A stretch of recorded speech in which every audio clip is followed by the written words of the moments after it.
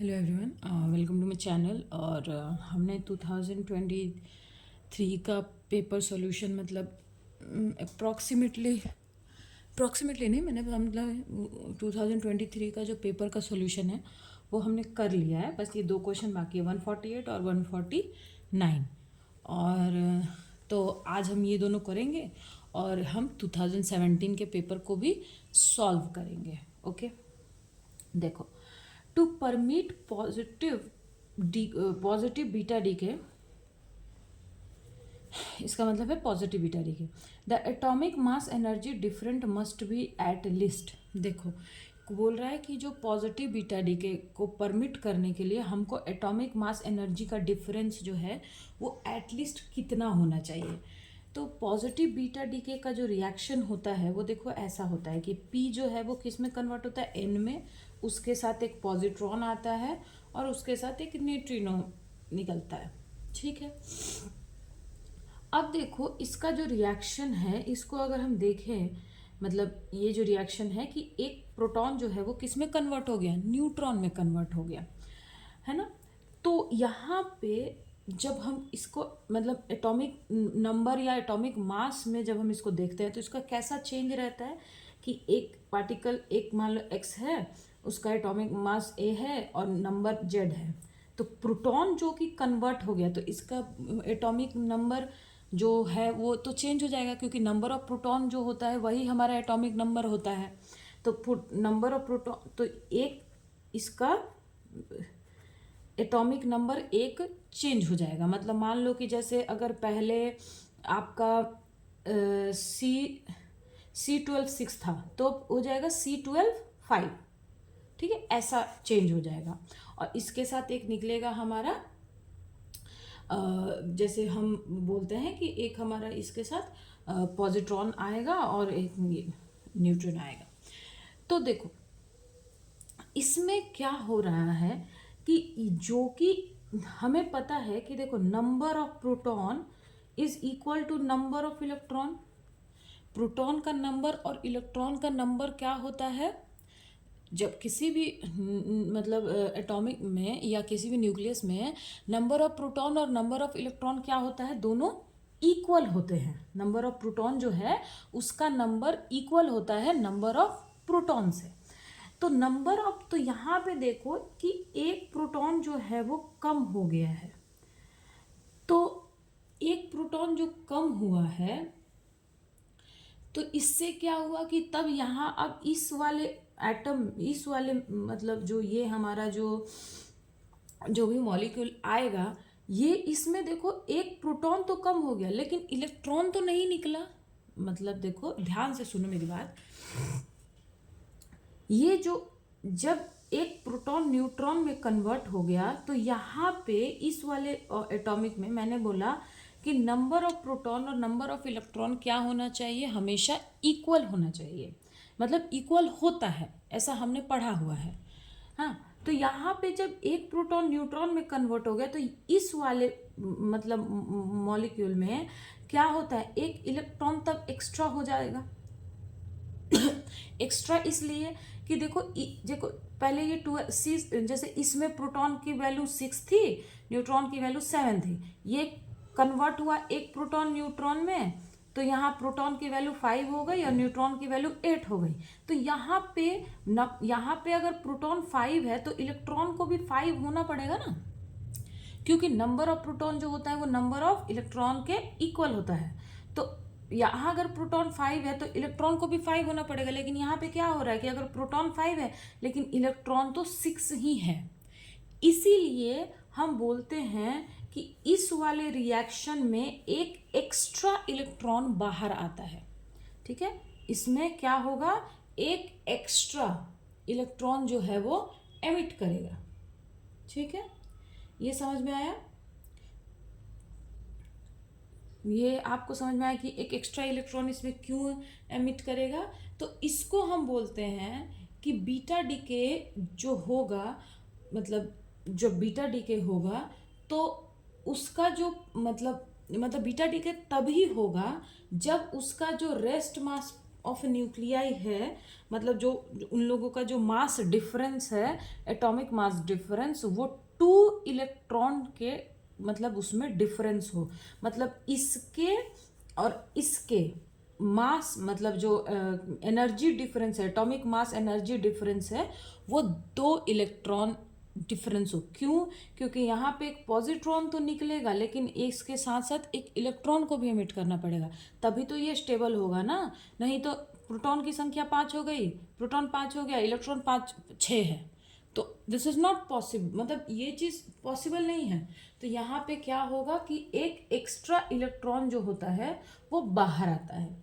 तो इसीलिए हम बोलते हैं कि जो to permit positive beta decay the atomic mass different must be at least 2 electron का जो रेस्ट मास होता है वो 2 मतलब होना चाहिए, क्योंकि सिर्फ एक पॉजिट्रॉन निकलना होता तो पॉजिट्रॉन के इतना होता, मतलब MEc² होता, लेकिन यहाँ पे पॉजिट्रॉन के साथ साथ एक इलेक्ट्रॉन भी हम बाहर कर रहे हैं, तो इसका मास और उस वाले इलेक्ट्रॉन का मास तो 2MEc² होना चाहिए। ठीक है, ये समझ में आ गया आपको कि मैं क्यों ऐसे 2 बोल रही हूँ, है ना।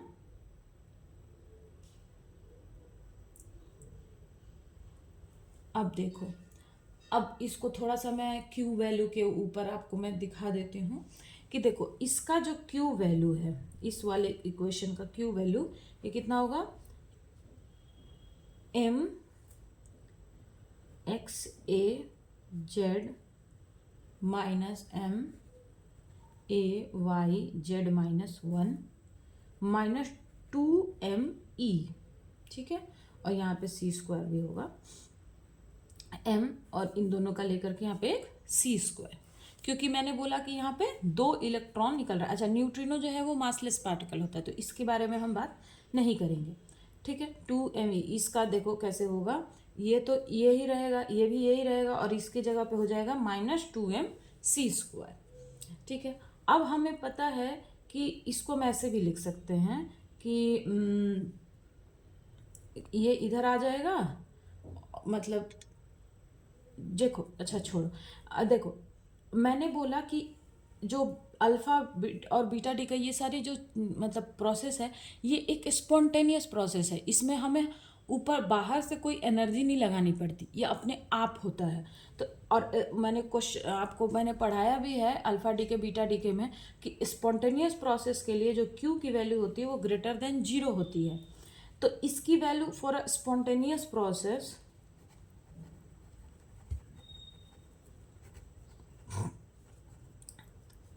Q is should be greater than 0, यानी कि ये वैल्यू क्या होना चाहिए, ग्रेटर देन 0 होना चाहिए ना।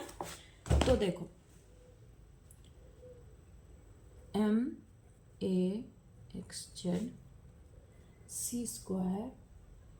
माइनस MAYZ-1 Z-1 है, फिर इसको ना मैं y ले लेते हैं, क्यों, या फिर x भी ले लो, लेकिन x तो ठीक है, y ले लेते हैं।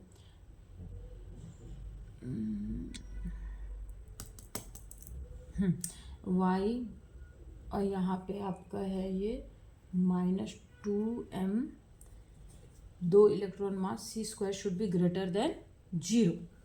अब ये दोनों है हमारा, तो देखो क्या होगा कि MAXZ माइनस MAYZ-1 ये इधर चला जाएगा, तो ग्रेटर देन 2MEc²। ये प्रूफ हो गया कि जो मास डिफरेंस है दोनों का, पेरेंट न्यूक्लियाई और डॉटर न्यूक्लियाई का जो मास डिफरेंस है वो कितना होना चाहिए, ग्रेटर देन 2MEc² होना चाहिए। ये क्वेश्चन आपको समझ में आ गया, यही है आपका आंसर। तो इसमें हमारा आंसर क्या होगा कि 2MEc², इसका ऑप्शन डी करेक्ट है। ये क्वेश्चन समझ में आया, इसमें कुछ भी ऐसा नहीं है, मतलब मैं बता देती हूँ, मैं फिर से एक बार एक्सप्लेन कर देती हूँ कि मैंने बोला कि जो कि एक प्रोटॉन बाहर आ रहा है तो यहाँ से एक इलेक्ट्रॉन भी एमिट करेगा, क्यों, ताकि मतलब नंबर ऑफ इलेक्ट्रॉन जो होता है वो नंबर ऑफ प्रोटॉन के इक्वल होता है।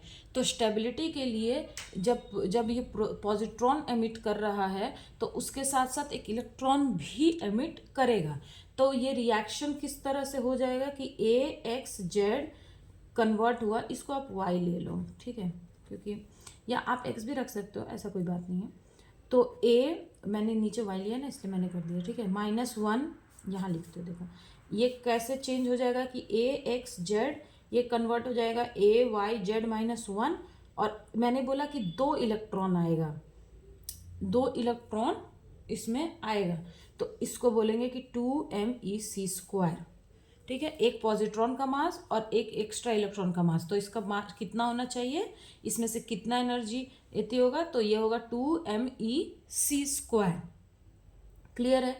फिर तो ये तो मैंने थ्योरेटिकल बता दिया, और प्रैक्टिकल के लिए मतलब सॉल्व करने के लिए कि कहाँ कैसे हम इसको सॉल्व कर सकते हैं। तो देखो क्यू की वैल्यू होती है इसका मास, मतलब दोनों का मास डिफरेंस। तो मैंने इसको बोला कि स्पॉन्टेनियस प्रोसेस के लिए ये वैल्यू जो है ना वो ग्रेटर देन 0 होना चाहिए। तो हमें क्वेश्चन में क्या बोल रहा है, एटॉमिक मास एनर्जी डिफरेंस, तो इसको दोनों का डिफरेंस जो है ये minus this should be greater than 0। Question समझ में आ गया आपको? कुछ भी नहीं है, बस आप इतना याद रखो कि जो कि 2 इलेक्ट्रॉन बाहर आ रहा है, एक पॉजिट्रॉन और एक इलेक्ट्रॉन, तो 2 एटॉमिक मास डिफरेंस एनर्जी होना चाहिए, ठीक है। अगर आपको ये डेरिवेशन नहीं समझ में आ रहा है तो बस आप ऐसे सोच लो कि जब 2 इलेक्ट्रॉन निकल रहा है, एक पॉजिट्रॉन निकल रहा है और एक इलेक्ट्रॉन भी निकलेगा ताकि स्टेबल हो जाए, तो इसके लिए क्या होना चाहिए कि 2 इलेक्ट्रॉन मास एनर्जी डिफरेंस होना चाहिए।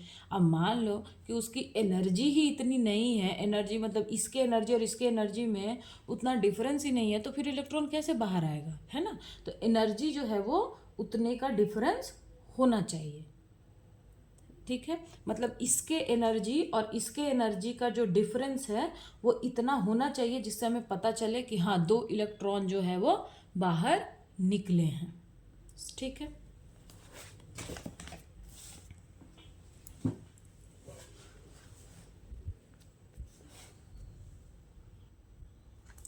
अभी क्वेश्चन देखो कि for hydrogen isotopes the nuclear fusion probability decrease with, जो हाइड्रोजन आइसोटोप्स होते हैं, जैसे हाइड्रोजन के आइसोटोप हो गए आपके मतलब मान लो कि 2C612 से 13C6 मतलब इस टाइप के, उनमें जो फ्यूजन प्रोबेबिलिटी होती है वो किस मतलब उससे डिक्रीज होती है।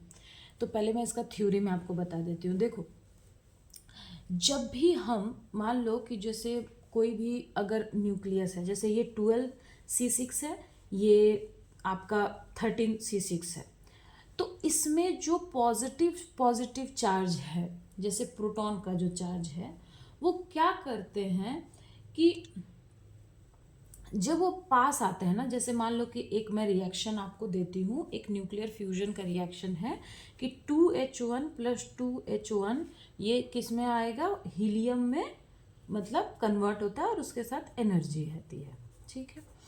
तो जब ये दोनों हाइड्रोजन एटम एक दूसरे, आइसोटोप बोलो या हाइड्रोजन एटम बोलो, ये जब पास आते हैं फ्यूज होने के लिए, फ्यूजन का क्या मतलब है कि दोनों एक दूसरे में चिपक जाएं, है ना। फ्यूज होने का मतलब तो यही है। तो मतलब मैं आपको बताती हूँ फ्यूज होने का क्या मतलब है। जैसे मान लो कि ये हमारा एक क्ले है और ये हमारा एक क्ले है, ये दोनों ये H2 है, मतलब एक ये 2H1 है और एक ये 2H। फ्यूज होने का मतलब है कि ये दोनों ऐसे हो जाए, ठीक है, अलग अलग थे अभी जुड़ गए, ठीक है। तो जब ये दोनों पास आएंगे, फ्यूज होना है तो भाई पास तो आना पड़ेगा। अब पास जब आएंगे ना तो क्या होगा कि इनके जो पॉजिटिव चार्ज पार्टिकल्स हैं एक दूसरे के, वो क्या करेंगे, चाहेंगे कि हम एक दूसरे से दूर रहें, कोलम्बिक रिपल्शन होगा उनके बीच में, ठीक है। जब दोनों हाइड्रोजन एटम पास आएंगे तो उनमें क्या होगा, कोलम्बिक रिपल्शन होगा, और वो जितना ही वो पास आएंगे उतना ही ज़्यादा होगा, ठीक है, जितना ही वो एक दूसरे के पास आएंगे, और वो रिपल्शन क्या बढ़ता रहेगा, मतलब बहुत ज़्यादा उसमें मतलब वो बढ़ेगा। लेकिन बढ़ते बढ़ते एक टाइम ऐसा आ जाएगा ना कि वो न्यूक्लियर रेंज में आ जाएंगे। ठीक है, मतलब वो रिपल्शन बढ़ते बढ़ते बढ़ते बढ़ते एक टाइम ऐसा आएगा जब वो न्यूक्लियस रिपल्शन की जो रिपल्शन मतलब आपका एनर्जी है वो किस में आ जाएगा, वो न्यूक्लियर रेंज में आ जाएगा। ठीक है, और जब न्यूक्लियर रेंज में आ जाएगा तब उनके बीच क्या होने लगेगा, अट्रैक्शन होने लगेगा, है ना। देखो पहले क्या हो रहा था कि दोनों में रिपल्शन हो रहा था। मतलब एक आपको मैं बात बता दूं, जैसे मान लो दो लोग हैं, ठीक है, ये साथ रहते हैं। जैसे मान लो हमारा एकता कपूर का सीरियल है, उसका एग्जांपल मैं आपको देती हूँ।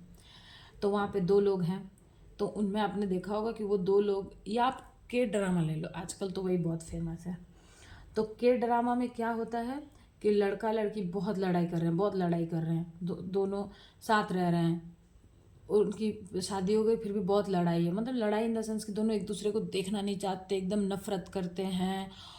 और उसके बाद क्या हुआ, नफरत करते करते फिर उसमें दिखाता है कि उन दोनों का मतलब रिलेशन हो गया, उन लोगों का मतलब प्यार हो गया, फिर वो दोनों एक साथ रहने लगे और उन दोनों में इतना मतलब बहुत ज़्यादा प्यार हो गया।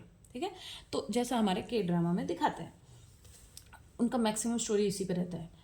तो ये इनका भी ऐसा ही है, पहले इन दोनों में बहुत दुश्मनी थी, फिर दुश्मनी से भी ज़्यादा दुश्मनी हुई थी। दुश्मनी होते होते एक टाइम इनकी दुश्मनी इतनी एक्सट्रीम हो गई कि ये दोनों क्या हो गए, दोस्त बन गए। ये मतलब इन दोनों में रिपल्शन होते होते ये इतना ज़्यादा रिपल्शन बढ़ गया कि वो रिपल्शन किस में आ गया, न्यूक्लियर रेंज में आ गया। और जो कि वो न्यूक्लियर रेंज में आ गया, अब उनमें क्या हो रहा है, अट्रैक्शन हो रहा है। ठीक है, अब इनमें अट्रैक्शन फोर्स लगेगा, तब ये दोनों फ्यूज हो जाएंगे, है ना। जैसे दो लोग दुश्मनों में दोस्ती हो गई, तो अब दोस्ती हो गई तो दोनों तो साथ ही रहेंगे ना, तो देन दिट इज, ये दोनों क्या हो गए, फ्यूज हो गए। और फ्यूज होकर के इन लोगों ने क्या बनाया, हीलियम बनाया। और हीलियम के साथ साथ क्या बनाया इन लोगों ने, एनर्जी। मतलब हीलियम के साथ साथ एनर्जी भी एमिट हुई। इसको हम बोलते हैं कुलम्बिक रिपल्शन। ठीक है, तो जो कुलम एनर्जी, तो यहाँ पे खेल किस चीज़ का है, कुलम एनर्जी का। तो कुलम एनर्जी का फॉर्मूला क्या होता है, कुलम्बिक एनर्जी का फॉर्मूला V से हम डिनोट करते हैं, Z1Z2E4πε/r। यानी कि जो कुलम्बिक एनर्जी है वो किसके ऊपर डिपेंड करता है, Z1 इंटू Z2 पे। क्लियर है। तो यहाँ पे बोल रहा है कि जो फ्यूजन प्रोबेबिलिटी है वो डिक्रीज होता है किस चीज से, विथ Z1 इंटू Z2 से। तो इसका ऑप्शन है हमारा ऑप्शन नंबर C। ठीक है, ये समझ में आया कि ये मैंने कैसे बताया है, ये कैसे हुआ, मतलब Z1, क्योंकि इसका जो इन लोगों का जो कुलम्बिक एनर्जी है, दोनों का यहाँ पे खेल किस चीज़ का हो रहा था, पहले कुलम्बिक रिपल्शन हो रहा था, फिर कुलम्बिक अट्रैक्शन हो रहा था। तो हम यहाँ पे कुलम्बिक फ्यूजन का ही मतलब सॉरी कुलम्बिक एनर्जी का ही लेंगे। तो कुलम्बिक एनर्जी जो है वो किसके प्रोपोर्शनल होती है, Z1 इंटू Z2 के। क्लियर हो गया, ये क्वेश्चन आपको क्लियर हो गया। ठीक है, ये आप याद रखना कि Z1 इंटू Z2 मतलब कि फ्यूजन प्रोबेबिलिटी, जो न्यूक्लियर फ्यूजन प्रोबेबिलिटी है वो डिक्रीज होगी किसके साथ, Z1 इंटू Z2 के। देखो जितना ज़्यादा रिपल्शन होगा ना उतना ही ज़्यादा टाइम लगेगा न्यूक्लियर रेंज में आने के लिए। मतलब दुश्मनी जितना ज़्यादा होगी उन दोनों को दोस्त बनने में उतना ही टाइम लगेगा। तो अगर रिपल्शन बहुत ज़्यादा है तो फ्यूजन होने की प्रोबेबिलिटी कमी है ना, है ना। मतलब अगर फ्यूजन बहुत ज़्यादा है, सॉरी रिपल्शन बहुत ज़्यादा है, तो उनके मतलब फ्यूज होने की मतलब टुगेदर आने की प्रोबेबिलिटी उतना ही कम है। क्लियर है। मान लो कि जैसे ये एक दुश्मन है, ये एक दुश्मन है, ठीक है। अगर इनके बीच में डिफरेंस बहुत ज़्यादा है, दुश्मनी बहुत ज़्यादा है, तो इनको एक साथ आने के लिए उतना ही टाइम लगेगा। इनमें थोड़ा कम दुश्मनी है, मान लो ये दो हैं तो इनमें थोड़ा कम दुश्मनी है, तो ये लोग साथ जल्दी आ जाएंगे। तो फ्यूजन प्रोबेबिलिटी जो डिक्रीज होती है वो कैसे विथ होती है Z1 इंटू Z2 के। क्लियर है। तो 2023 के सारे क्वेश्चंस हो गए। मैंने एक एक क्वेश्चन बहुत अच्छे से कराया है, मतलब एक्सप्लेन किया है। अगर आपको कोई क्वेश्चन समझ में नहीं आता है तो आप मुझसे पूछ सकते हो, और अगर मैंने कुछ गलत करा हो वो भी आप मुझे बता सकते हो। आप मुझे कोई सजेशन देना चाहो आप वो मुझे दे सकते हो। अब हम करते हैं क्वेश्चन नंबर, हम स्टार्ट करते हैं। ये हो गया हमारा 2023 का पेपर सॉल्यूशन एंड। क्लियर। अब हम आएंगे अपने 2018 के पेपर पे। अच्छा, एक चीज़ मैं आपको बताना चाहती हूँ कि देखो, जो 2023 का पेपर है या 2024 का पेपर है वो तो मुझे साइट पे मिल गया, तो वो मैंने आपके लिए अपलोड कर दिया है। लेकिन 2018 का जो पेपर है ना, ये मिल नहीं रहा है। बहुत कोचिंग वालों ने इसे अपने साइट पे मतलब दे रखा है, तो मैंने वहाँ से बहुत ही मुश्किल से उसको लिया। अब उनमें क्या स्क्रीनशॉट भी लेना अलाउ नहीं है और चीज़ें भी नहीं है, तो मैंने फिर उसको, अब मैंने इसी, और दूसरी चीज़ है कि वो कॉपीराइट भी लगा देते हैं, तो इन सब चीज़ों की वजह से मैंने इस 2018 के पेपर को ना आपके शॉर्ट्स में अपलोड नहीं किया है। तो आप, क्योंकि अब जैसे मान लो ये पेपर है तो इन यहाँ पे उनके कोचिंग का नाम लिखा हुआ है पीछे, उसके ऊपर क्वेश्चन दिया हुआ है। अगर आप, और सबसे बड़ी बात है कि आप ना तो स्क्रीनशॉट ले सकते हो ना उसका PDF आप डाउनलोड कर सकते हो, ये एक रेस्ट्रिक्शन लगा हुआ है। तो इसी वजह से मेरे पास वो क्वेश्चन पेपर मुझे मतलब इस तरीके से नहीं मिला कि मैं आपको वो ऐसे उपलब्ध करा सकूं। तो इसलिए ही अगर आप ढूंढोगे इंटरनेट पे, अगर आपको PDF चाहिए तो आप इंटरनेट पे देख लेना। बाकी यहाँ तो मैं क्वेश्चन के साथ साथ आंसर करती हूँ, तो आपको उतना प्रॉब्लम नहीं होगा। लेकिन अगर आपको चाहिए तो आप वहाँ पे देख लेना। मैं इसलिए ही, वो कॉपीराइट इशू आजकल बहुत हो रहा है ना, तो इस वजह से मैंने उसको अपलोड नहीं किया है।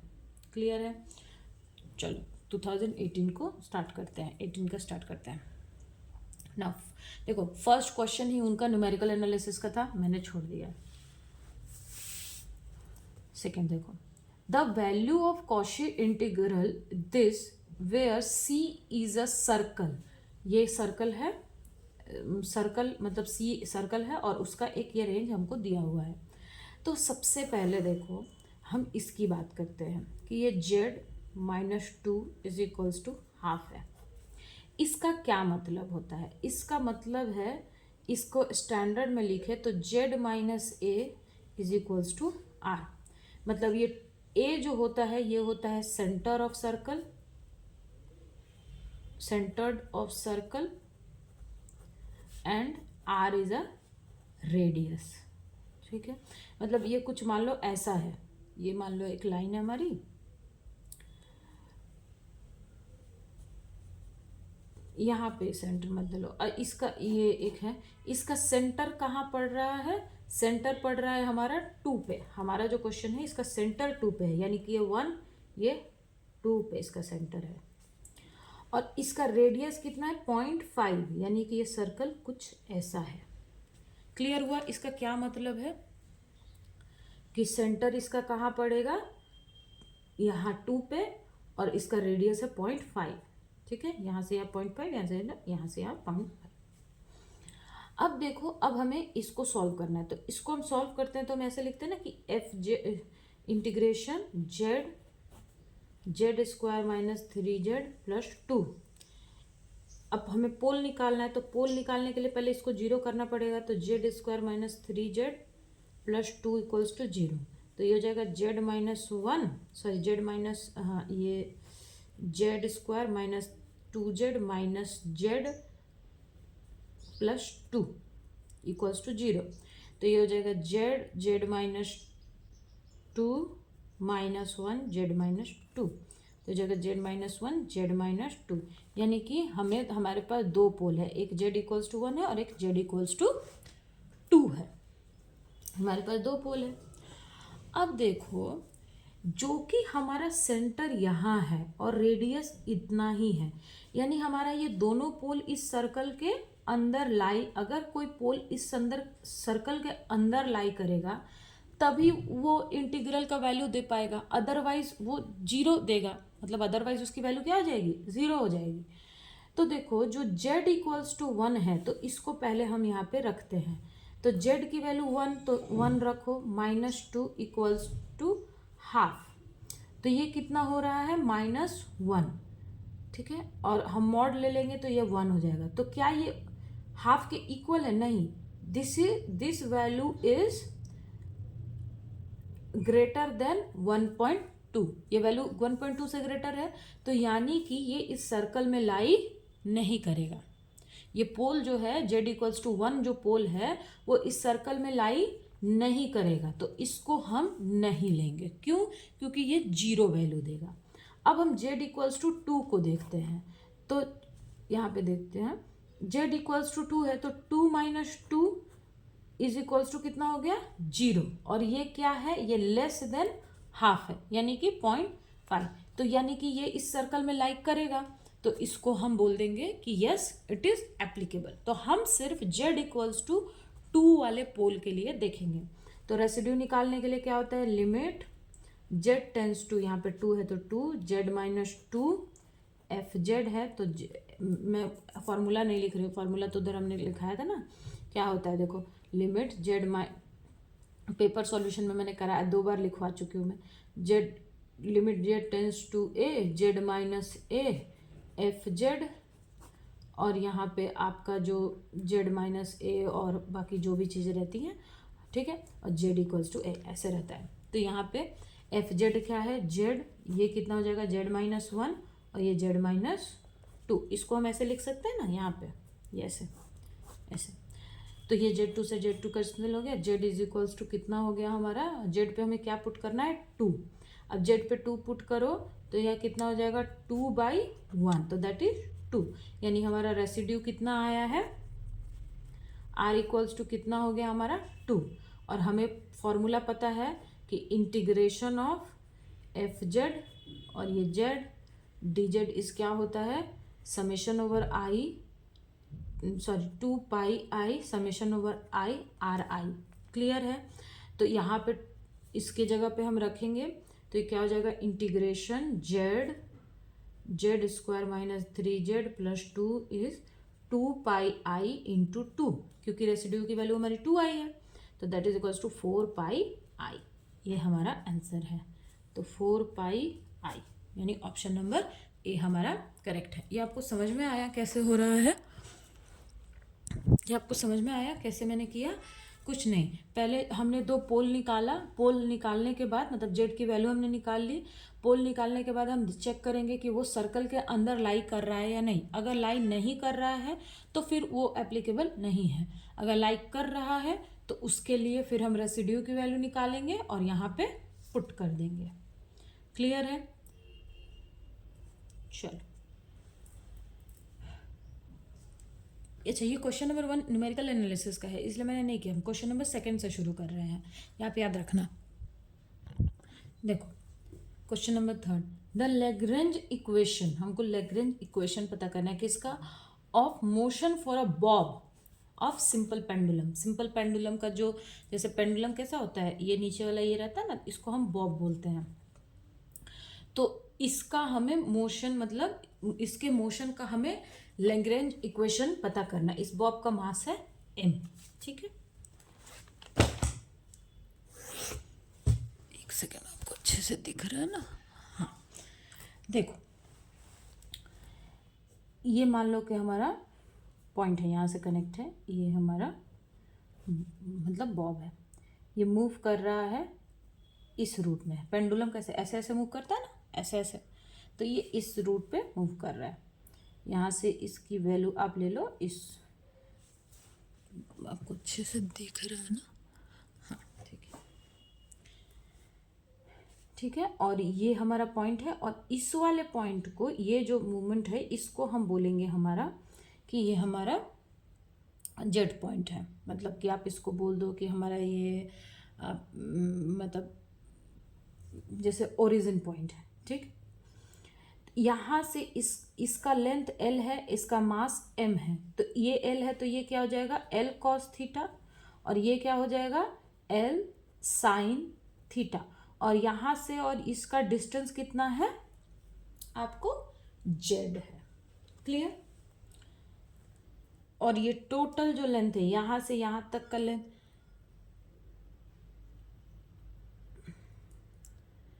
एक सेकेंड, हाँ, यहाँ से यहाँ तक का लेंथ जो है ये हमारा क्या है l है, ये पूरा l है यहाँ से यहाँ तक। क्लियर हो गया? तो देखो मैंने क्या बोला था कि हर मास के लिए काइनेटिक एनर्जी आता है, ठीक है, जितना मास होगा उसके लिए काइनेटिक एनर्जी, और जितना स्प्रिंग है उसके लिए पोटेंशियल एनर्जी। तो यहाँ पे एक मास है तो एक काइनेटिक एनर्जी आएगी, ठीक है। तो काइनेटिक एनर्जी इस इक्वल्स टू कितना होता है हाफ m। अच्छा, ये पॉइंट क्या हो जाएगा तब l आपका साइन थीटा, और ये हो जाएगा l कॉस थीटा। ये जो पॉइंट है आपकी वो l sine theta l cos theta हो जाएगा। तो m x dot square y dot square, ठीक है, क्योंकि हाफ m v स्क्वायर होता है ना, तो x डॉट का क्या मतलब है कि वेलोसिटी की बात कर रहे हैं। तो x का वैल्यू कितना है हमारे पास, x की वैल्यू हमारे पास कितनी है l साइन थीटा, ये हमारा x है और ये y है ना, ये x है और ये y है, तो x की वैल्यू कितनी है l साइन थीटा। तो x डॉट की वैल्यू कितनी हो जाएगी कि साइन का डिफरेंशिएशन तो कॉस होता है ना, तो l cos theta theta dot. y की वैल्यू कितनी है l कॉस थीटा, और ये कितना हो जाएगा minus l sine theta theta dot, ठीक है। अब x square plus y square का वैल्यू देखो तो ये हो जाएगा L square cos square theta theta dot का square plus L square sine square theta theta dot का स्क्वायर। तो ये कॉस थीटा साइन थीटा कितना हो गया 1 एल स्क्वायर कॉस, तो इसकी वैल्यू हो जाएगी एल स्क्वायर थीटा डॉट का स्क्वायर। तो हमारा काइनेटिक एनर्जी कितना आ गया half m L square theta dot square, ठीक है। अब देखो पोटेंशियल एनर्जी कितना होता है हमारा एम जी जेड। तो देखो यहाँ से यहाँ की वैल्यू दिख रही है ना आपको, हाँ, यहाँ से यहाँ की वैल्यू एल है और यहाँ से यहाँ की वैल्यू है एल कॉस थीटा, और ये टोटल जेड है, यहाँ मतलब इस वाले पॉइंट से इतना का डिस्टेंस जेड है। तो जेड इक्वल्स टू कितना हो जाएगा ये टोटल एल, और इसमें से हम एल कॉस थीटा को बाहर कर देंगे तो हमें जेड की वैल्यू मिल जाएगी। तो total L minus cos theta, तो that is equals to 1 minus cos theta, ठीक है, और यहाँ पे एक एल आ जाएगा, ठीक है। ये समझ में आया, ये जेड है तो यहाँ से यहाँ तक एल है और यहाँ एल कॉस थीटा है, तो इस एल में से एल कॉस थीटा माइनस करेंगे तो हमें जेड की वैल्यू मिल जाएगी ना, तो जेड। तो पोटेंशियल एनर्जी कितनी हो गई M G L 1 minus cos theta. तो हमारे पास काइनेटिक एनर्जी भी मिल गया, पोटेंशियल एनर्जी भी मिल गया। तो लैग्रेंजियन क्या हो गया, लैग्रेंजियन क्या होता है L equals to T minus V, मतलब kinetic energy minus potential energy. तो काइनेटिक एनर्जी कितना है half M L square theta dot square minus M G L 1 minus cos theta, हो गया, ये निकल गया। अब ये हो गई हमारी एल की वैल्यू। लेकिन हमारे क्वेश्चन में हमको बोला है कि हमें लैग्रेंज इक्वेशन निकालना है। तो लैग्रेंज इक्वेशन में देखो क्या होता है, लैग्रेंज इक्वेशन ऑफ मोशन क्या होता है, ये होता है D D T of del L del theta dot minus del L del theta equals to 0। अच्छा, आप मुझे बोलोगे कि मैम यहाँ पे आपने थीटा ही क्यों लिया, क्योंकि यहाँ पे देखो जो हमारा लैग्रेंजियन है ना उसमें सिर्फ एक थीटा डॉट ही वेरिएबल है, मतलब सिर्फ ये पोर्शन वेरी कर रहा है ना, ये थीटा, जब बॉब मान लो यहाँ पे था तो थीटा की वैल्यू कुछ होगी, यहाँ पे आएगा तो थीटा की वैल्यू कुछ होगी, यहाँ जाएगा तो थीटा की वैल्यू कुछ और होगी। तो यानी इस पूरे इक्वेशन में, इस पूरे मोमेंट में क्या चेंज करेगा, बार बार क्या चेंज करेगा, थीटा की वैल्यू चेंज करेगी।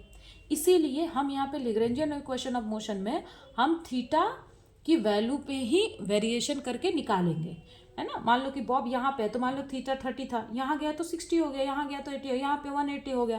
तो इसीलिए सिर्फ यहाँ पे थीटा मतलब वेरी कर रहा है। तो लैग्रेंजियन इक्वेशन ऑफ मोशन सिर्फ और सिर्फ थीटा के रिस्पेक्ट में ही निकलेगा।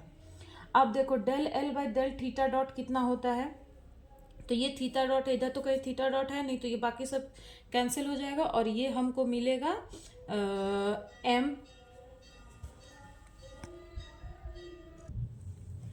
तो देखो यहाँ पे डेल डॉट डेल थीटा कितना होगा, इसको यहाँ पे कर देते हैं, ठीक है। यहाँ पे देखो del L by del theta dot ये कितना हो जाएगा, half M L square two theta dot, तो ये 2 से 2 कैंसिल हो जाएगा, तो M L square theta dot. और del L by del theta करो तो ये थीटा डॉट है, यहाँ पे थीटा है, तो ये देखो कितना हो जाएगा, M minus M G L 1 है।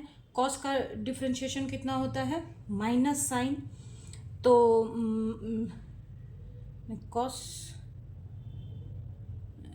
कॉस का माइनस साइन होता है ना, हाँ माइनस साइन, तो यहाँ पे ये माइनस माइनस कितना हो जाएगा, प्लस, और फिर ये ठीक है, तो यहाँ पे आ जाएगा देखो प्लस साइन थीटा, यहाँ पे एक माइनस एल रहेगा। अब इसको दोनों वैल्यू को हम यहाँ पे, आपको दिख रहा है, इन दोनों वैल्यू को हम यहाँ पे क्या करेंगे, पुट करेंगे। तो ये देखो D D T of del L del theta, तो ये कितना है, M L square theta dot, minus है ये माइनस प्लस हो जाएगा, तो M G L sine theta equals to 0।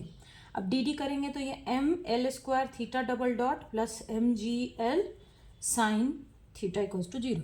अब एम एल स्क्वायर से हम सब जगह इसको मल्टीप्लाई कर देंगे, तो ये हो जाएगा theta double dot plus M से एम तो कैंसिल हो जाएगा और एक एल से एक एल कैंसिल हो जाएगा, तो G by L sine theta equals to 0। ये क्या हो गया हमारा, लैग्रेंज इक्वेशन ऑफ मोशन, ठीक है। अब देखते हैं हमारा ऑप्शन कौन सा करेक्ट है, तो theta double dot cos theta नहीं, ये भी नहीं, ये ऑप्शन नंबर डी हमारा करेक्ट है। ये क्वेश्चन समझ में आया आपको, ठीक है। नाउ नेक्स्ट क्वेश्चन पे चलते हैं। क्वेश्चन में बोल रहा है कि if the Lagrangian is unchange by, दिख रहा है आपको, if the Lagrangian is unchange by translation in space, translation किस में हो रहा है, स्पेस में, it leads to conservation of conjugate linear momentum, conservation of angular momentum, absence of cyclic coordinate in the direction of translation, conservation of parity। Question में हमें बोल रहा है कि लैग्रेंजियन जो है वो अनचेंज्ड है, कब, by translation in space, space में हो रहा है। तो जब स्पेस में की हम बात करते हैं तो वहां पे हम थीटा की बात नहीं करते, वहां पे हम किसकी बात करते हैं, एक्स वाई जेड, इन सब चीजों की बात हम करते हैं। तो हम बोलते हैं कि इफ लैग्रेंजियन इज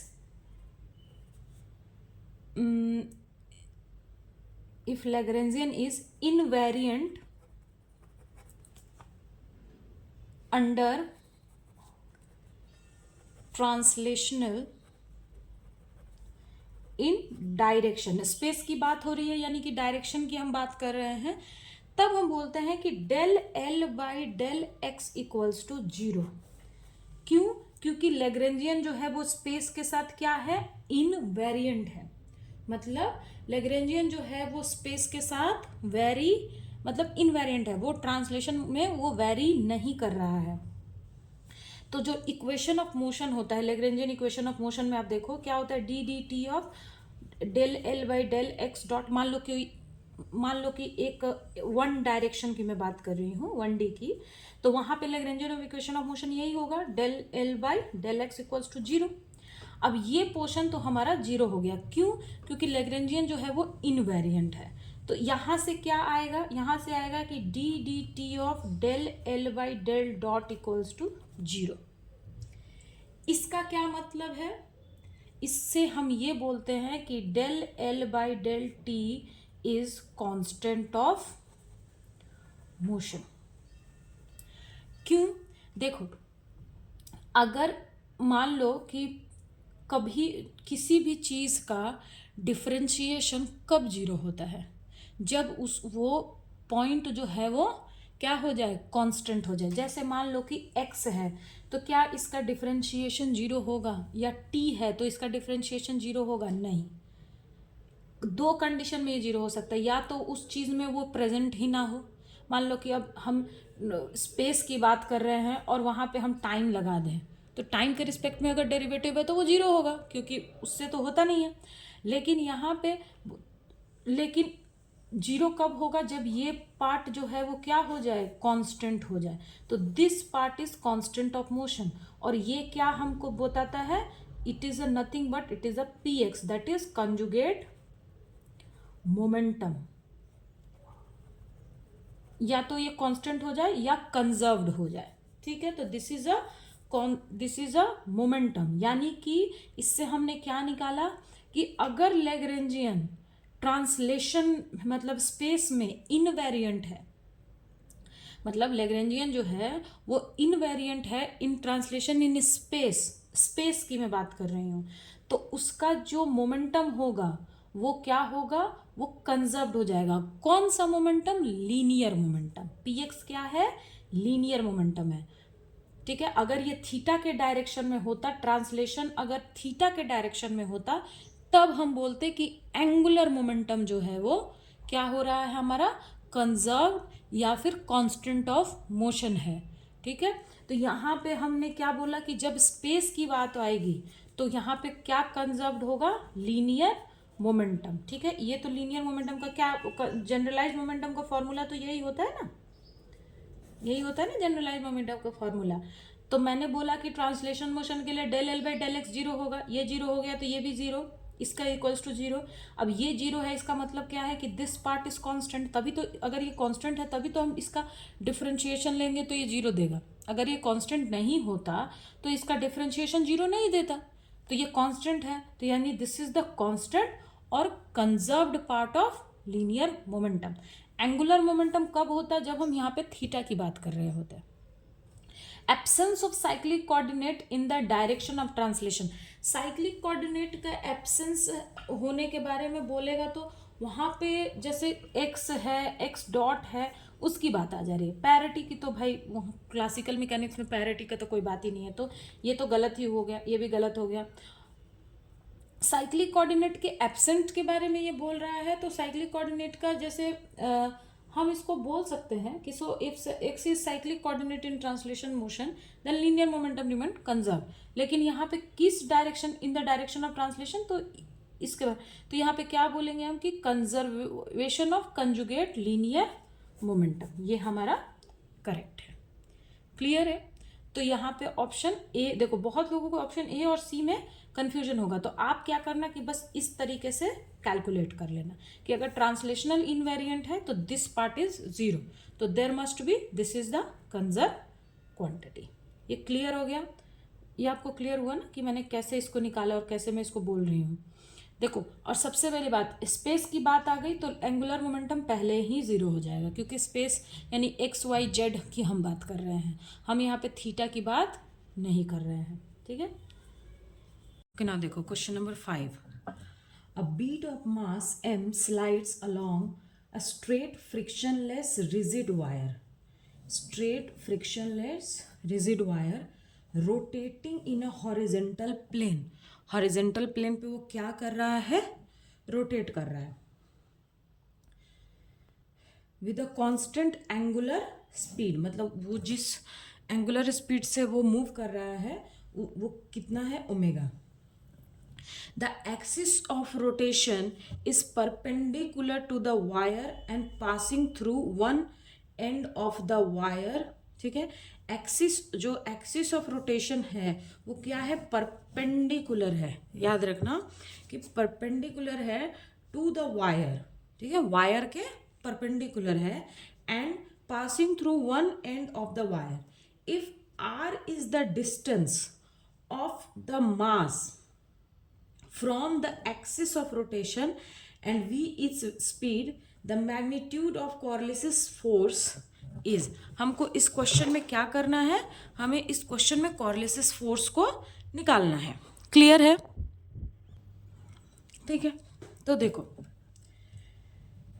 सॉल्यूशन, सबसे पहले तो हमें कॉर्लिसिस फोर्स के बारे में पता होना चाहिए, तो मैं थोड़ा सा पहले उसके बारे में आपको बता देती हूँ कि देखो जो कॉर्लिसिस फोर्स होता है ना, वो हमारे पास एक शूडो फोर्स होता है। शूडो का मतलब है कि जो अपीयर टू अप्लाई हो। अपीयर टू अप्लाई का मतलब कि वो एक्चुअली में नहीं लग रहा है, लेकिन जो ऑब्जर्वर है जो देख रहा है उस चीज़ को, उसको ऐसा लगता है कि यहाँ पे ज़रूर कोई फोर्स हमारा लग रहा होगा। ठीक है, वो एक्चुअली में नहीं लग रहा होता है, ये हमें ऐसा अपीयर होता है। तो यहाँ पे वही बोल रहा है कि जो कॉर्लिसिस फोर्स है वो कितना है। तो कॉर्लिसिस फोर्स क्या है, it is a pseudo force. ठीक है, it is a pseudo force which acts to appear or which that appear to act on a object moving। मतलब जैसे कि हम बोलेंगे कि उसको कि इट इज़ मतलब मान लो कि कोई पार्टिकल है, ठीक है, और वो रोटेट कर रहा है, मतलब उसमें रोटेशनल मोशन हो रहा है, या ठीक या फिर वो मूव कर रहा है। पार्टिकल जो है वो मान लो कि मूव कर रहा है, कहाँ मूव कर रहा है, in a rotating frame of reference. ठीक है, मान लो कि जैसे एक पार्टिकल है वो मूव कर रहा है और जो ऑब्जर्वर है वो रोटेटिंग फ्रेम के ऊपर खड़ा है। तो वो जब रोटेटिंग फ्रेम के ऊपर खड़ा है तो उसको लगेगा कि इस पार्टिकल के ऊपर ना एक हमारा क्या हो रहा है, जैसे कि जैसे आपको एक एग्जांपल देती हूँ। मान लो कोई इंसान है, ठीक है, और वो जैसे मान लो अर्थ पे खड़ा है, ठीक है, और अर्थ पे मान लो कोई चीज़ मूव कर रही है, तो उसको ऐसा लगेगा कि उसके ऊपर एक फोर्स काम कर रहा है जिसको हम बोलते हैं कॉर्लोसिस फोर्स। तो ये होता है हमारा एक तरह का ये शूडो फोर्स है, या एक्चुअली में नहीं, मतलब क्या बोले इसको, एक्चुअली में ये नहीं लगता है, ये हमें ऐसा अपीयर होता है। कब अपीयर होता है, जब कोई पार्टिकल जो है वो कहाँ मूव कर रहा है, रोटेटिंग फ्रेम पे मूव कर रहा है। रोटेटिंग फ्रेम का मतलब क्या हो गया, जैसे अर्थ है, ठीक है, तो अर्थ जो है वो रोटेट करता है हमेशा 24/7। अब अर्थ के ऊपर अगर हम किसी पार्टिकल को ऑब्जर्व कर रहे हैं तो तब ये फोर्स को हम एक्सपीरियंस करेंगे। मतलब इसके लिए क्या कंडीशन होना चाहिए कि जो फ्रेम है, जिस फ्रेम के ऊपर वो पार्टिकल मूव कर रहा है, वो फ्रेम हमारा क्या होना चाहिए, रोटेटिंग होना चाहिए। क्लियर हो गया ये चीज़।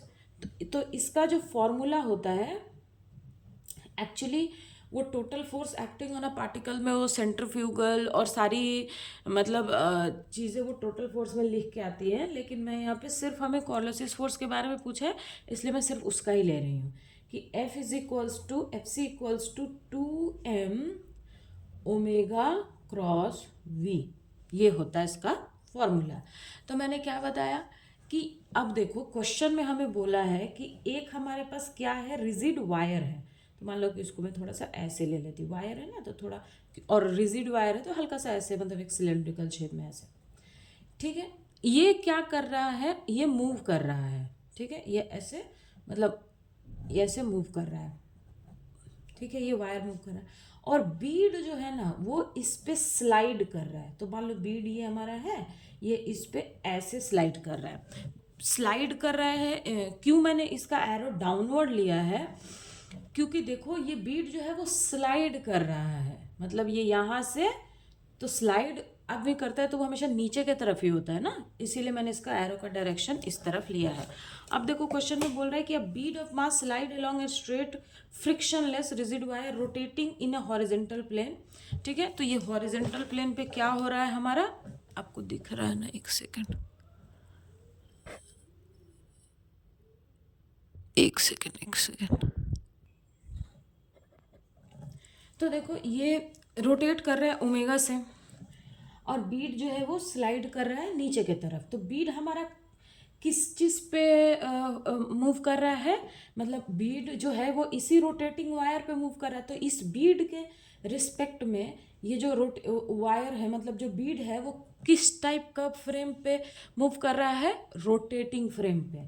ठीक है, क्योंकि ये जो वायर है ये क्या कर रहा है, ये रोटेट कर रहा है, ये हॉरिजेंटली रोटेट कर रहा है, और बीड इसके ऊपर स्लाइड कर रहा है। तो बीड के लिए ये वायर कैसा है, एक रोटेटिंग फ्रेम है। ठीक है, रोटेटिंग फ्रेम है, इसीलिए यहाँ पे कोरोलिसिस फोर्स के बारे में पूछा है। ठीक है, ये क्लियर हो गया कि क्यों यहाँ पे कोरोलिसिस फोर्स के बारे में बात करें, क्योंकि देखो जहाँ रोटेटिंग फ्रेम होगा, रोटेटिंग फ्रेम में जो पार्टिकल जो है वो कहाँ पे मूव करेगा, रोटेटिंग फ्रेम पे, तो उसके लिए ये कोरोलिसिस फोर्स आएगा। वहाँ पे एक सेंट्रीफ्यूगल फोर्स भी आता है, तो वो टोटल फोर्स के बारे में वो अलग चीज़ है। तो यहाँ पे क्वेश्चन में बस हमें कोरोलिसिस फोर्स के बारे में पूछा है। अब देखो जो ओमेगा है वो क्या बोला है कि परपेंडिकुलर है, मतलब जो इसका एक्सिस ऑफ रोटेशन में क्वेश्चन में हमें गिवन है कि देखो जो ओमेगा है वो परपेंडिकुलर टू द प्लेन है। क्वेश्चन में हमें दिया है ना, मैंने बताया था कि उसको मार्क करना है। परपेंडिकुलर टू द प्लेन है मतलब देखो, अब जैसे मान लो कि कोई पार्टिकल है वो मूव कर रहा है, जैसे एक ऐसा मैंने ढांचा बना लिया कि वो सर्कुलर इस पे मूव कर रहा है, तो यहाँ पे जब हम देखेंगे तो वो ऐसा होगा। ठीक है, उसका टेंजेंट जब मान लो ये कर्व है और इसके ऊपर जब हम टेंजेंट लेते हैं तो ये परपेंडिकुलर रहता है ना, तो ये तो वैसे भी हमको पता है। तो ओमेगा क्या है, परपेंडिकुलर है, और वी क्या है, वेलोसिटी। ठीक है, वेलोसिटी ऑफ अ पार्टिकल। तो पार्टिकल जो है वो इस तरीके से मूव कर रहा है, नीचे की तरफ आ रहा है, मतलब इसकी वेलोसिटी इस डायरेक्शन में है। तो ओमेगा और वेलोसिटी के बीच का जो एंगल है वो कितना है, 90 डिग्री। ठीक है, तो हम बोलेंगे कि angle between omega and V is 90 degree.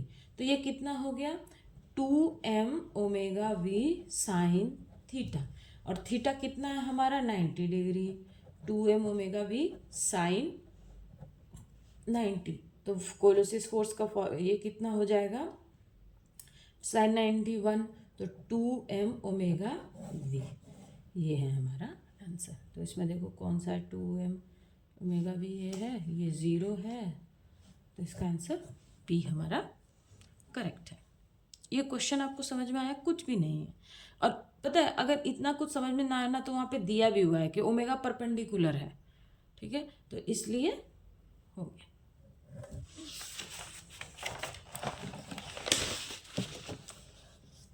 ये क्वेश्चन आप देखो, ये आपको दिख रहा है, ठीक है। ये क्वेश्चन देखो, इसमें क्या बोल रहा है कि the Hamiltonian corresponding to Lagrangian, एक हमें लैग्रेंजियन दिया हुआ है, हमें उसके करस्पॉन्डिंग क्या करना है, हमें हैमिल्टोनियन फाइंड करना है। तो देखो हैमिल्टोनियन का फॉर्मूला क्या होता है, सबसे पहले तो हमें ये पता होना चाहिए। तो हैमिल्टोनियन का फॉर्मूला होता है summation over I P I Q I dot minus L, ये होता है ना, ये हमारा हैमिल्टोनियन का फॉर्मूला होता है। अब देखो, अब इस क्वेश्चन में देखो यहाँ पे x कंपोनेंट है, y कंपोनेंट है, x कंपोनेंट है, y कंपोनेंट है। तो यहाँ पे हम i जो है वो क्या क्या होगा इस क्वेश्चन के लिए, यहाँ पे x और y है, तो यहाँ पे i जो है वो x एंड y होगा। तो यहाँ पे इसको हम ऐसे लिखेंगे कि जो कि x और y है, तो हम बोलेंगे कि px x डॉट, ठीक है, plus P Y dot minus L, क्योंकि यहाँ पे समेशन आ रहा है ना इसके लिए, तो इसलिए ये चीज़ हुआ।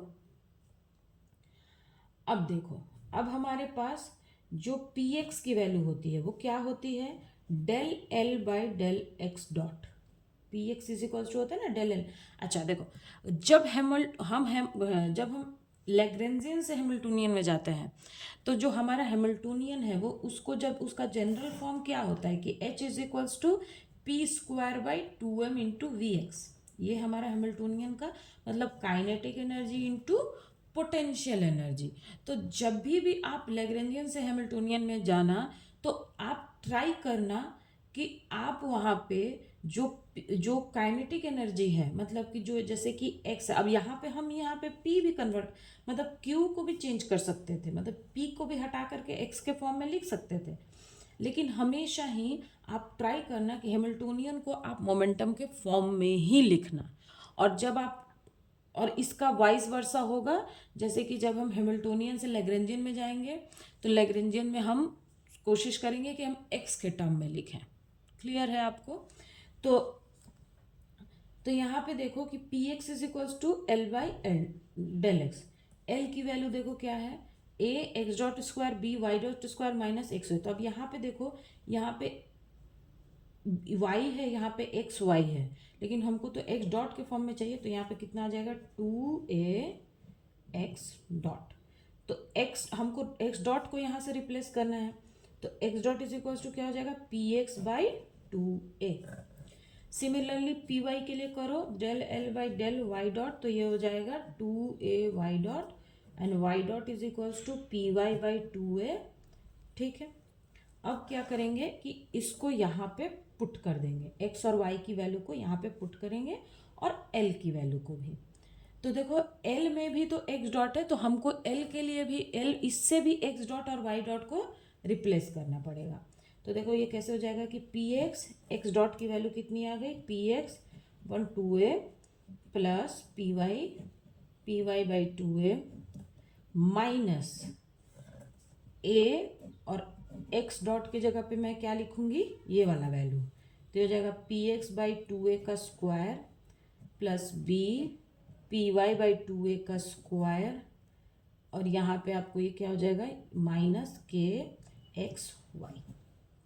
अच्छा, हम सिर्फ x डॉट को रिप्लेस कर रहे हैं, एक्स वाई को रिप्लेस नहीं कर रहे हैं, क्योंकि ये किस फॉर्म में आ जाएगा, ये एक्स वाई जो बचेगा ये किस फॉर्म में आ जाएगा, वी एक्स के फॉर्म में, मतलब पोटेंशियल एनर्जी के फॉर्म में, इसीलिए। अब इसको करो तो देखो ये हो जाएगा P X square upon 2a P Y square upon 2a minus ये एक ऐसे ये एक कैंसिल, तो ये हो जाएगा माइनस पी, यहाँ पे रखो P X square upon 4a plus एक b से ये b कैंसिल, तो यहाँ पे ये हो जाएगा P Y square upon 4b, और ये माइनस को यहाँ पे ही रखते हैं। क्लियर?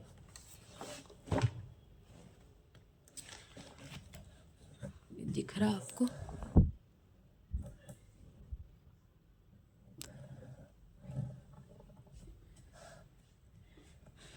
अब देखो ये पी एक्स बाई 2a है plus P Y by 2b है, और यहाँ पे एक स्क्वायर आएगा। अब देखो ये minus P X square upon 4a minus P Y square upon 4b, एक सेकेंड, हाँ ठीक, प्लस 4k वाई। क्लियर? अब देखो ये इससे सब्ट्रैक्ट होकर के कितना दे देगा, ये 2 से 2 कैंसिल हो गया, तो ये हो जाएगा P X square by upon 4a plus P Y square upon 4b, और ये प्लस 4k एक्स वाई। तो हमारा हैमिल्टोनियन इतना आ गया। अब देखते हैं कौन सा ऑप्शन हमारा करेक्ट है। तो देखो ये तो ठीक लग रहा है, मतलब ये तो करेक्ट लग रहा है, यहाँ माइनस है तो नहीं होगा, ये 2 पता नहीं कहाँ से आ गया, ये भी नहीं, तो इसका ऑप्शन ए हमारा करेक्ट है। क्लियर है? ये समझ में आ गया? ये तो हैमिल्टोनियन से लैग्रेंजियन से हैमिल्टोनियन में कन्वर्ट करना, हैमिल्टोनियन से लैग्रेंजियन में कन्वर्ट करने से एक क्वेश्चन वहाँ से, मतलब मैक्सिमम ऐसा होता है कि एक क्वेश्चन वहाँ से आता है। तो ये क्वेश्चन तो और लेकिन ये कन्वर्जन जो था ना वो बहुत ईजी था। एक क्वेश्चन आता है लेकिन ये कन्वर्जन जो था वो आसान था, मतलब छोटा सा था, नहीं तो बहुत लेंदी, कभी कभी इतना लेंदी कन्वर्जन हो जाता है ना कि इंसान कैलकुलेट करते करते ही मतलब बहुत टाइम लगता है। तो ये पेपर के हिसाब से सही है। मुझे तो लगता है कि 2018 का जो पेपर है ना वो 2023 के पेपर से बहुत बेटर था, मतलब अच्छे अच्छे क्वेश्चन हैं, और मतलब कैलकुलेशन भी कोई इतना टफ नहीं है। जैसे वो कोलोसिस फोर्स वाला क्वेश्चन है, क्या है, बस 90 डिग्री हमें पता होना चाहिए कि 90 डिग्री पुट करना हो गया। लेकिन 2023 में आप न्यूमेरिकल एनालिसिस से आप देखो कि 6 क्वेश्चन 5 क्वेश्चन दे दिया है, तो मतलब जो पेपर ये है ना, मुझे लगता है इसका स्टैंडर्ड उस वाले पेपर से काफ़ी अच्छा है। 2017 का जो पेपर 18 का जो पेपर है उसका स्टैंडर्ड 2023 के पेपर से, लेकिन फिर 2024 का पेपर अच्छा था, मतलब ठीक था। लेकिन देखो मैं इसलिए ये बात बोल रही हूँ ना कि क्या होता है कि जब हम एग्ज़ाम में जाते हैं तो देखो, हमें जब पेपर जो सेट कर रहा है उसको भी पता है कि 3 hours फॉर 200 क्वेश्चन। तो आप भले ट्रिकी क्वेश्चन दे दो लेकिन लेंदी कैलकुलेशन वाले क्वेश्चंस मत दो, क्योंकि ट्रिकी, अब वहाँ पे उनको भी रहता है भाई कि 6 लाख बच्चे भी बैठे हैं तो उसमें से सिर्फ 6% का ही रिजल्ट हमको करना है, ये बात मैं समझती हूँ। अच्छा, लोगों को लगता है कि बच्चे कॉलेज में जाते ही क्यों फेल होने लगते हैं। भाई कॉलेज का टारगेट है कि उनको इतने परसेंट बच्चों को ही पास करना है। बड़े बड़े आप यूनिवर्सिटी में जाओगे, जैसे आप कैलकाटा यूनिवर्सिटी में जाओगे, तो उन उन लोगों का अपना टारगेट रहता है कि हमको इतने बच्चों को ही पास करना है। तो जैसे सेट नेट में भी होता है कि 6% ही रिजल्ट देना है। लेकिन आप अगर कॉन्सेप्ट बेस करते हो, मतलब पेपर जब आप बनाते हो और वहाँ पे कॉन्सेप्ट रखते हो, तभी भी तो आप 6% बच्चों को आप सेलेक्ट कर सकते हो। लेंदी कैलकुलेशन का कोई मतलब नहीं होता, वो भी ऐसे एग्ज़ाम में जहाँ पे 3 hours में 200 क्वेश्चन है और कैलकुलेटर भी नहीं है। तो इतना तो समझ होना चाहिए। पर खैर, हमारे इंडिया का जो हायर एजुकेशन का मतलब, फिर भी स्कूल तक का एजुकेशन ठीक है, ठीक है। मतलब लोगों ने उसको पूरा रट्टा मारने वाला बना दिया है कि हाँ रट्टा मारो। लेकिन कॉलेजेस की हालत तो और भी ज़्यादा ख़राब है। जो हायर कॉलेजेस हैं जैसे आईआईटी एनआईटी, इनका ठीक है, मतलब पढ़ाई अच्छी होती है, यहाँ पे दिल्ली यूनिवर्सिटी है, ठीक है। लेकिन मतलब आप सोचो कि आप कैलकाटा यूनिवर्सिटी की मैं आपको बात बता रही हूँ, वो भी एक बहुत ही मतलब काफ़ी बड़ा और काफ़ी पुराना यूनिवर्सिटी है, लेकिन उसकी हालत देखोगे आप बहुत ख़राब है। तो खैर, हम अपने पेपर पे डिस्कस करते हैं कि मतलब मान लो कि जैसे फिज़िक्स में होना तो चाहिए कि जैसे मान लो कि टोटल हमारे पास मान लो 10 या 12 पेपर हैं, फिज़िक्स की बात मैं कर रही हूँ, लेकिन आपके पास टोटल ढंग के ना 5 टीचर भी नहीं हैं इस चीज़ को पढ़ाने के लिए। अब जो आदमी ग्रेजुएशन में है, उस एक ही टीचर उसको क्वांटम मैकेनिक्स भी पढ़ा रहा है, इलेक्ट्रॉनिक्स भी पढ़ा रहा है, उसके बाद आधा दिन कॉलेज ही बंद रहता है। मतलब ये हालत तक ख़राब, मतलब जबकि होना ये चाहिए कि क्वांटम मैकेनिक्स वाला टीचर जो है, बहुत होगा तो न्यूक्लियर फिजिक्स पढ़ा सकता है वो इलेक्ट्रॉनिक्स के लिए, क्योंकि उसका स्पेशलाइजेशन नहीं है। और ग्रेजुएशन में पढ़ी हुई बात अभी तक आपको कितनी याद है ये तो सब जानते हैं। मैं सबकी बात कर रही हूँ। अगर ग्रेजुएशन में आपने क्या पढ़ा था और अगले साल ही कोई पूछे कि फर्स्ट ईयर में क्या पढ़ा था, सेकेंड ईयर में, तो ये पॉसिबल नहीं है। क्योंकि तो आप देखना कि क्वांटम मैकेनिक्स वाला न्यूक्लियर पढ़ा ले रहा है, ठीक है, चलो उतना तो ठीक है क्योंकि बहुत कुछ सिमिलर है। एटॉमिक पढ़ा ले रहा है, ठीक है। अब यही इलेक्ट्रॉनिक्स भी पढ़ा रहा है, यही मैकेनिक्स भी पढ़ा रहा है, यही मैथमेटिकल फिजिक्स पढ़ा रहा है। तो ये तो पढ़ाने वाले के ऊपर भी जाती है, बच्चों के ऊपर तो खैर जो गवर्नमेंट कर रही है कर रही है। खैर, हम एग्ज़ाम के इसमें बात करते हैं नेक्स्ट क्वेश्चन की। अ वोल्टेज, ये एक वोल्टेज हमको दिया हुआ है, is applied on an air parallel plate capacitor, मतलब ऐसा एक पैरेलल प्लेट कैपेसिटर है, ठीक है। और वोल्टेज हम कितना अप्लाई कर रहे हैं, हमारा वोल्टेज कितना है 36πV, having 1 mm separation between the plates, मतलब इसका जो डिस्टेंस है, मतलब डी की जो वैल्यू है वो कितना है 1 mm। The electric flux density हमको निकालनी है।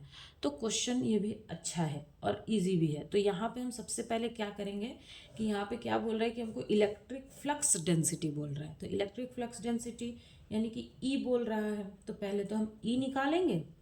लेकिन देखो बात यहाँ पे क्या हो रही है, an air parallel plate capacitor, air parallel plate है यानी कि मटेरियल है, तो यहाँ पे ई के जगह पे डी आएगा, ठीक है, डी। और डी इक्वल्स टू होता है epsilon naught to E, epsilon into E, ठीक है। तो यहाँ पे पहले हम ई ऐसे कैलकुलेट करते हैं, फिर उसके बाद हम डी कैलकुलेट कर लेंगे।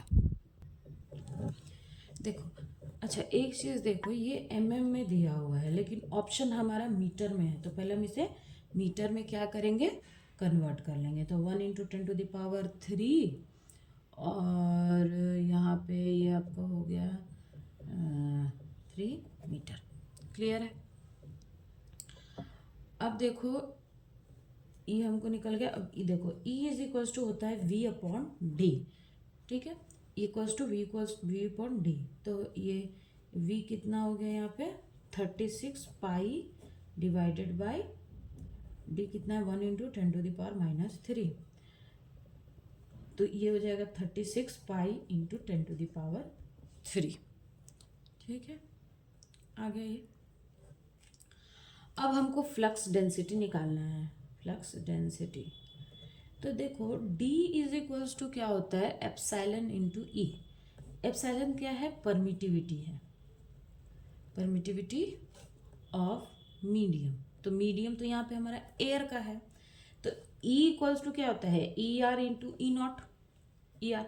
और ई आर की वैल्यू एयर के लिए कितनी होती है 1 for air, E R equals to 1। तो ये कितना हो जाएगा 1 into epsilon naught into E. ठीक है, ये क्यों होता है, क्योंकि ईयर की वैल्यू, ये रिलेटिव परमिटिविटी का फॉर्म, ये सब आपने वो इलेक्ट्रोमैग्नेटिक में पढ़ा होगा। तो इस ये ई नॉट हो गया, ई की वैल्यू, ई नॉट की वैल्यू देखो ई नॉट है और ई की वैल्यू कितनी है हमारी 36 पाई इंटू 10⁻³ है। अब देखो क्वेश्चन में ना एक अब यहाँ पे हमको कुछ नहीं करना है, अब हमको इसको ई नॉट की वैल्यू को यहाँ पे पुट करना है।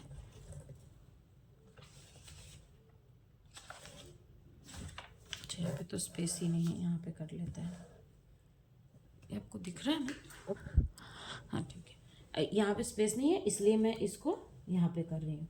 तो देखो एप्सिलॉन नॉट की वैल्यू क्या होती है, epsilon naught equals to 8 into 8 5 into 10⁻12 होता है। ठीक है, और ये क्या है 36 पाई इंटू 10⁻³ है। क्लियर है, 36 पाई इंटू 10⁻³ तो जब हम इसको पूरा कैलकुलेट करेंगे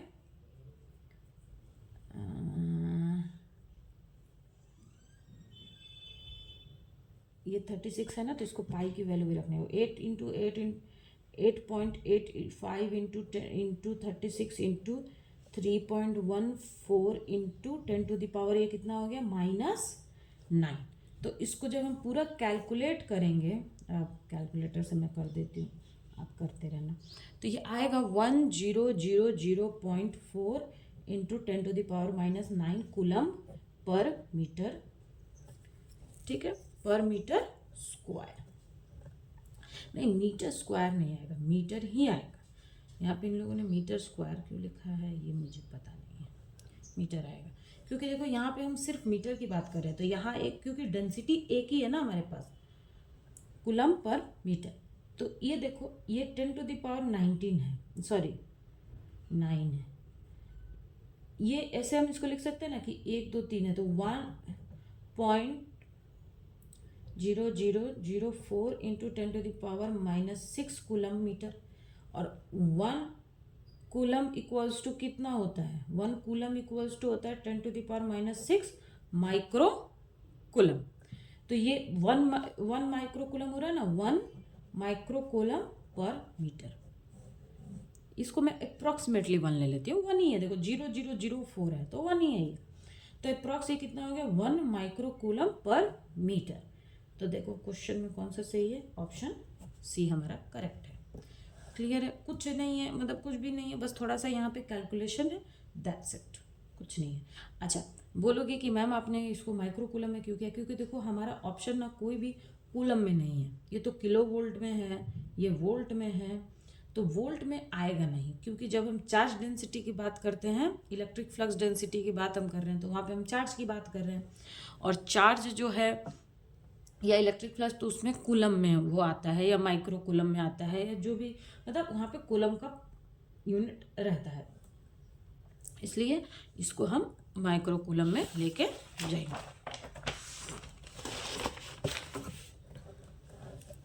ये क्वेश्चन देखो, ये क्वेश्चन अच्छा क्वेश्चन है, इलेक्ट्रोमैग्नेटिक का है। मैंने आपसे बोला ना कि इस पेपर में ना अच्छे अच्छे क्वेश्चन है, मतलब अच्छे अच्छे क्वेश्चन है इसमें। A close circuit with two circular arc of radii A and B है, ठीक है, carry a current I, the magnetic field at the central point P. यहाँ पे हमको क्या करना है, मैग्नेटिक फील्ड को हमको कैलकुलेट करना है। तो देखो ये थोड़ा सा डायग्राम जो है ना वो मैंने ऊपर नीचे बना दिया।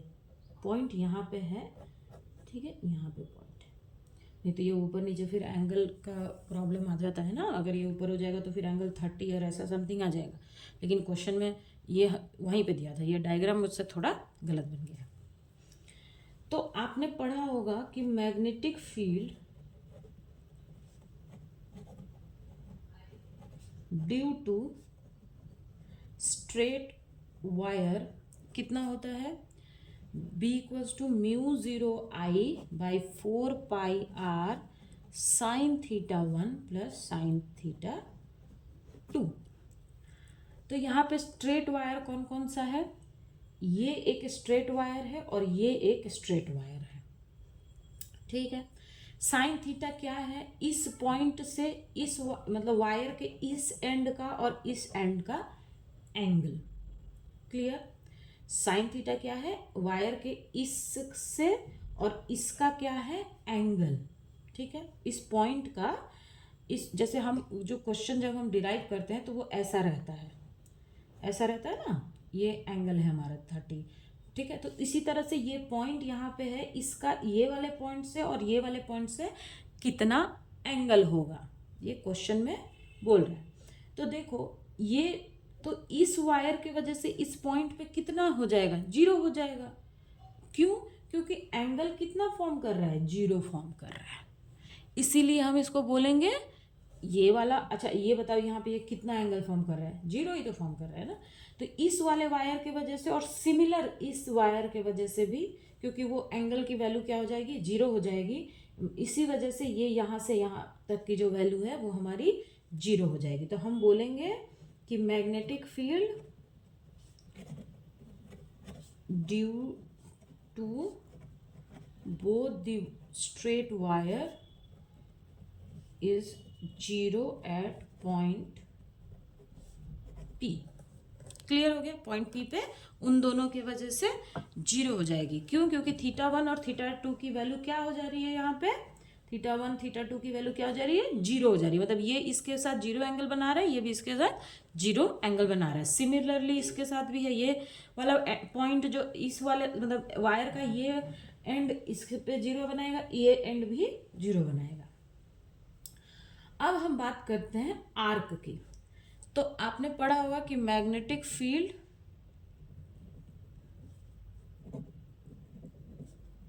ड्यू टू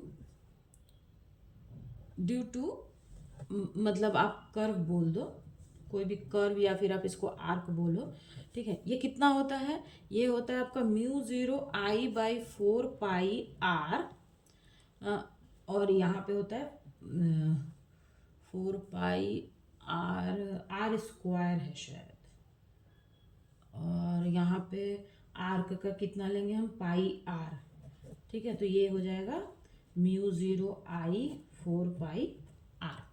क्लियर हो गया, ये नहीं पाई से तो पाई कैंसिल हो गया ना, तो म्यू 0 I 4 R होता है, ठीक है।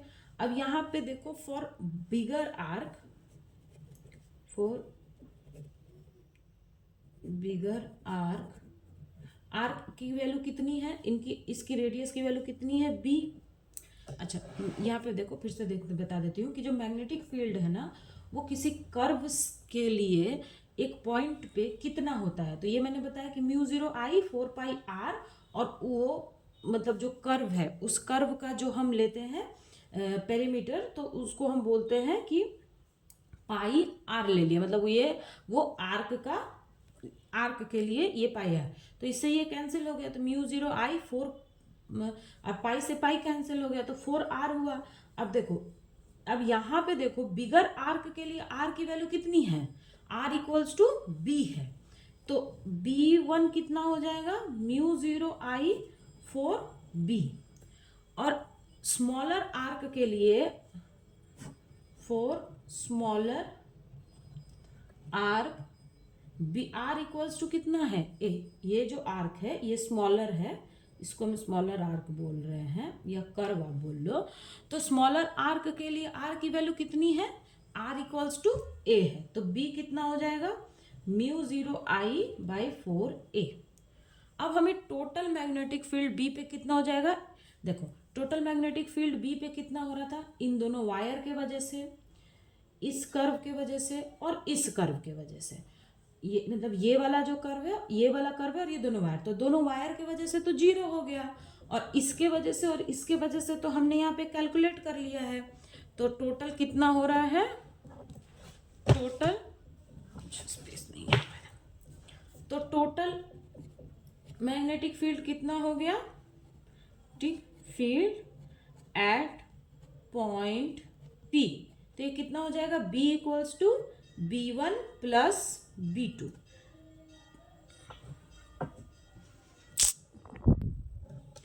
देखो तो total magnetic field at a point कितना P हो गया, B equals to B1 plus B2। बाकी वायर के लिए तो हम पहले ही बोल चुके हैं कि 0 है, तो हम उसको नेग्लेक्ट कर देते हैं। तो यहाँ पे देखो ये कितना हो जाएगा mu 0I/4B plus mu 0I/4A। Space तो नहीं है, यहाँ पे मैं कर देती हूँ, ठीक है, यहाँ पे इसको मैं यहाँ पे कर रही हूँ।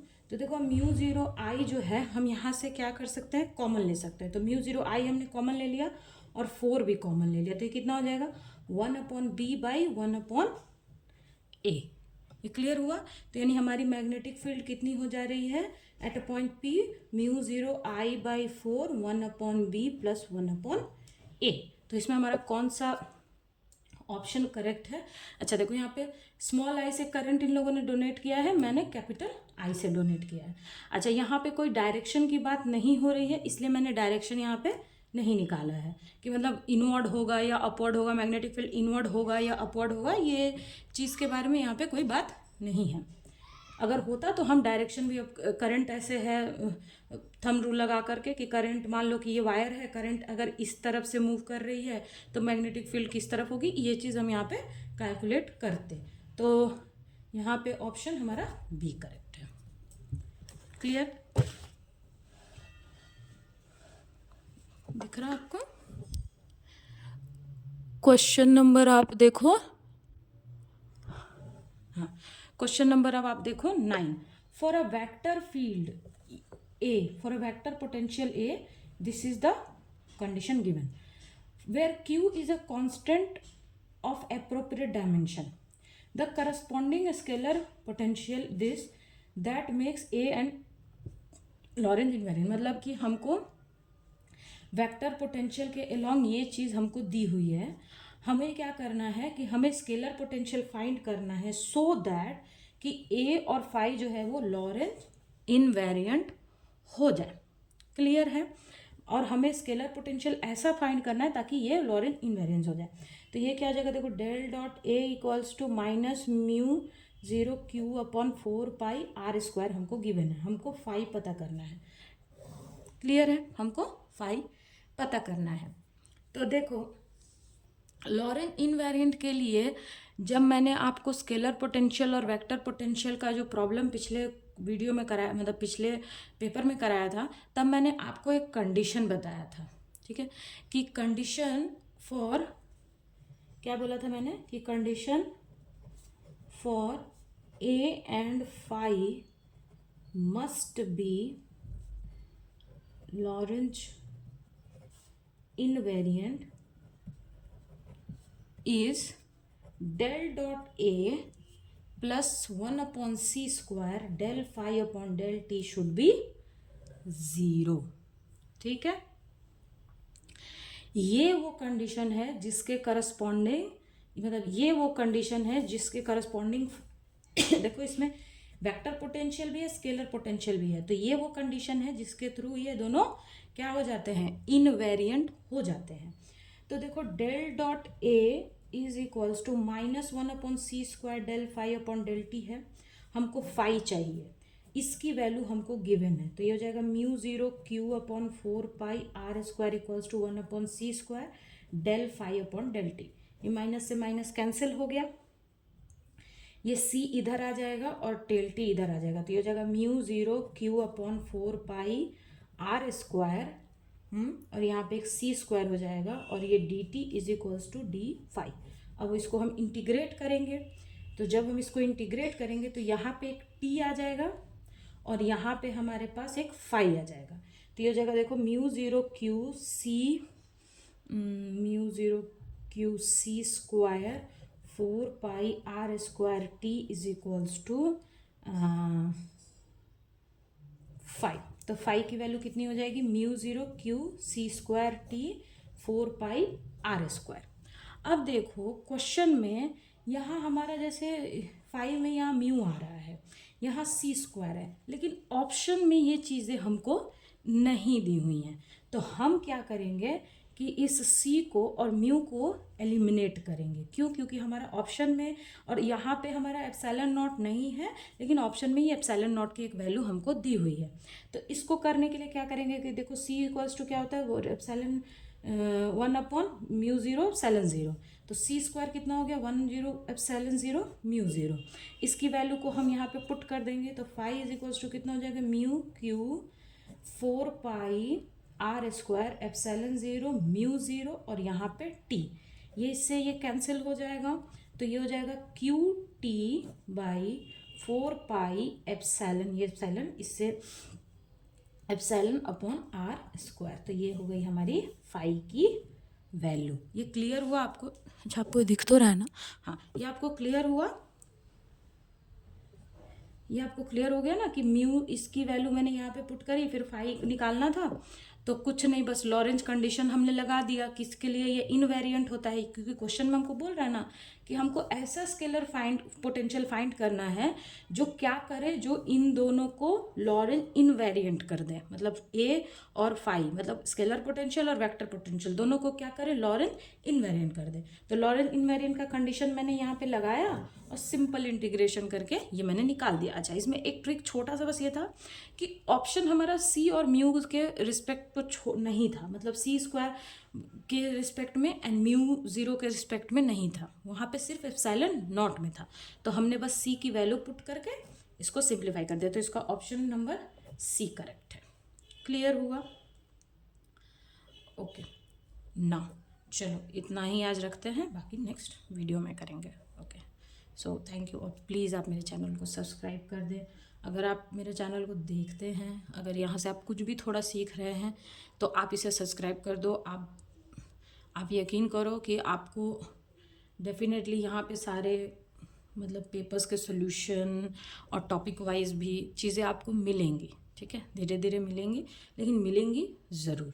और ये 2018 का पेपर है, इसके सॉल्यूशन के बाद मैं 2000 असिस्टेंट प्रोफेसर के जो एग्ज़ाम है उसके पेपर का सॉल्यूशन कराऊंगी। और पार्टिकल फिज़िक्स में जो इम्पोर्टेंट टॉपिक में था, मैंने बताया था आपको कि पार्टिकल का जो कंजर्वेशन, मतलब पार्टिकल रिएक्शन अलाउ है या नहीं, वो वाला टॉपिक भी मैं आपको मतलब पार्टिकल फिज़िक्स में आपको करा दूँगी, ठीक है। तो अभी एग्ज़ाम मार्च में है, तो अभी टाइम है, ठीक है। ओके ना।